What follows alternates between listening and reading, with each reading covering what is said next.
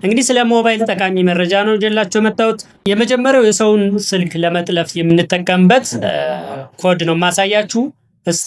ስታር 21 መሰላል ከዚያ ያን ስልክ መጥለፍ የምትፈልጉትን ስልክ ቁጥር ታስገባላችሁ። መጨረሻ ላይ መሰላል በማድረግ መደወል ነው ማለት ነው። ሌላው ስልካችሁ መጠለፉን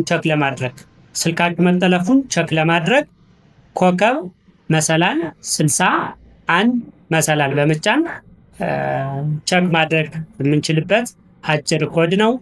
ሌላው ብዙ ጊዜ የምንቸገርበት ስልካችን ካርድ እየቆጠረ ወይም እየቆረጠ ካስቸገራችሁ ኮከብ 900 መሰላል ላይ በመግባት ምን አገልግሎት እየተጠቀምኩ ነው የሚለውን እዚያ በዝርዝር ማየት ስለምትችሉ ይህን ኮድ በመጠቀም በቀላሉ ስልካችሁ ካርድ እየቆረጠ ካስቸገራችሁ በዚህ መንገድ ማስተካከል ወይም አንሰብስክራይብ ማለት ትችላላችሁ።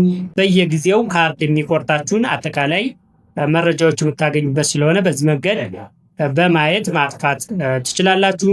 ኮል ዌቲንግ አክቲቭ ለማድረግ ኮል ዌቲንግ እንግዲህ የሚጠቅሙ ምንድነው?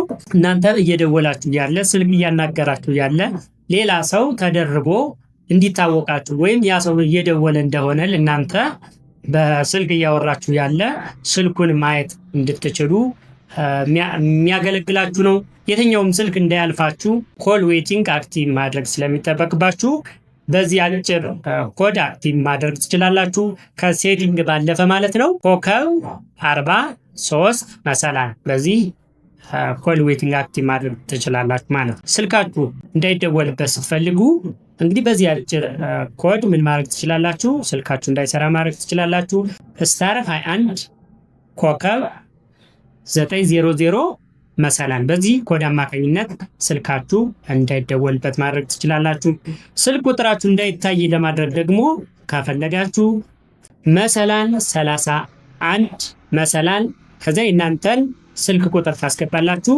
መጨረሻ ላይ መሰላል በመጫን መደወል ይጠበቅባችኋል ማለት ነው።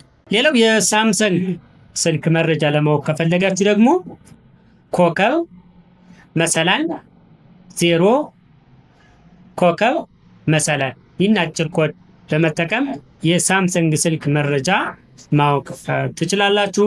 እንዳይደወል ያደረግከውን ለማቋረጥ ደግሞ እንዳይደወል ያደረጋችሁትን ስልካችሁን ማለት ነው ለመመለስ ወይም ለማስተካከል መሰላል 002 መሰላል በመጫን በመደወል ይህንን በዚህ ልክ ማስተካከል ትችላላችሁ ማለት ነው። ይህ መረጃ እንደተጠቀማችሁ ተስፋ አድርጋለሁ። ዛሬ የላችሁ መጣው የስልክ መረጃ ይመስላል ማለት ነው። ላይክ እና ሰብስክራይብ ማድረጋችሁን አትርሱ። ይመቻችሁ። ባይ ባይ።